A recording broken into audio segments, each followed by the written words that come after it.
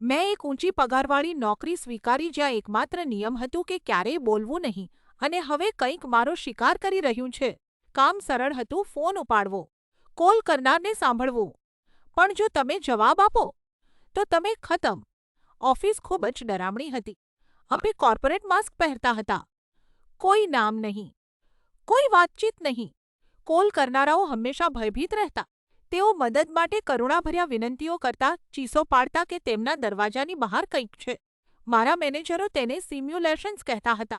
મેં તેમના પર વિશ્વાસ કર્યો કારણ કે પૈસા અદ્ભુત હતા, જ્યાં સુધી મેં લાઈન પર મારી મિત્ર મેબેલને સાંભળી નહીં. મેં ધીમેથી તેનું નામ લીધું. ફક્ત એક શબ્દ. બસ એટલું જ પૂરતું હતું. મને તરત જ નોકરીમાંથી કાઢી મૂકવામાં આવી. થોડા દિવસો પછી મેં મેબેલને જોયો, અથવા જે કંઈક તેનાનું બચ્યું હતું તેને જોયો. તે પીગળતી મીણ જેવી લાગતી હતી. આંખોની જગ્યાએ ખાલી ખાડા. તીખા દાંત. તે મારી પાછળ મારા ઘરે આવી અને મારી આંગળી ચાવી ગઈ. મેં મદદ માટે ફોન કરવાનો પ્રયત્ન કર્યો, પણ કોઈ ડાયલ ટોન નહોતો. ફક્ત સન્નાટો હતો. પછી મને સત્ય સમજાયું. મેં કરેલો દરેક કોલ પાછો કોલ સેન્ટર પર જ મોકલવામાં આવતો હતો. હવે હું હતી જે ચીસો પાડતી હતી અને મારા ભૂતપૂર્વ સહકર્મચારીઓ ફક્ત સાંભળી રહ્યા હતા. મારી પાસે બચવા માટે એક જ તક હતી.